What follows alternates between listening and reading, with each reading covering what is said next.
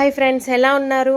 మన ఇంట్లో గులాబ్ జామ్ పౌడర్ లేనప్పుడు ఇంట్లో ఉన్నటువంటి బ్రెడ్తో యమ్మీ యమ్మీ గులాబ్ జామ్ ఏ విధంగా చేసుకోవాలో ఒకసారి తెలుసుకుందాము. ముందుగా ఒక బ్రెడ్ ప్యాకెట్ ఉంటుంది కదా, దాంట్లో నేనైతే హాఫ్ తీసుకున్నాను. అందులో ఎడ్జెస్ అన్నీ కట్ చేసుకొని చిన్న చిన్న పీసెస్గా చేసుకొని మిక్సీ పట్టేసుకుందాము.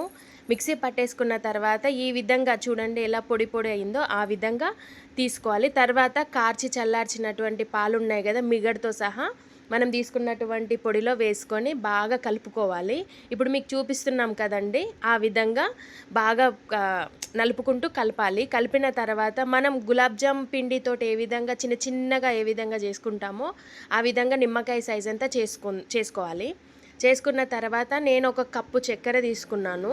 ఆ కప్పు చక్కెరలో ఒక కప్పు నీళ్లు పోసి నేను పంచదార పాకంని చేసుకున్నాను. దాంట్లోకి ఇలాచీ వేసాను.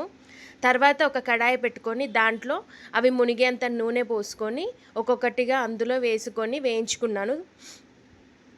అలా అన్నీ వేసుకోవాలి. వేసుకున్న తర్వాత గోల్డెన్ బ్రౌన్ కలర్ వచ్చేంత వరకు వేయించుకోవాలి. ఇలా వేయించుకున్న తర్వాత చివరిలో గోల్డెన్ బ్రౌన్ కలర్లో వచ్చాయి కదండి, అవన్నిటిని తీసి ముందుగా తయారు చేసి పెట్టుకున్నటువంటి పంచదార పాకంలో అవన్నిటిని తీసి వేడివేడిగానే అందులో వేసుకోవాలి. వేసుకున్న తర్వాత ఒక 2 నిమిషాల పాటు ఒకసారి కిందికి మీదికి కలుపుతూ ఉండాలి. అలా ఉన్న తర్వాత మన దగ్గర పిస్తా ఉంటుంది కదా, పిస్తాని సన్నగా తురిమి వాటిపైన చల్లండి. ఒక 2 నిమిషాల పాటు అలానే పక్కన పెట్టేసుకోండి. తర్వాత వేడివేడిగా గులాబ్ జామ్ రెడీ.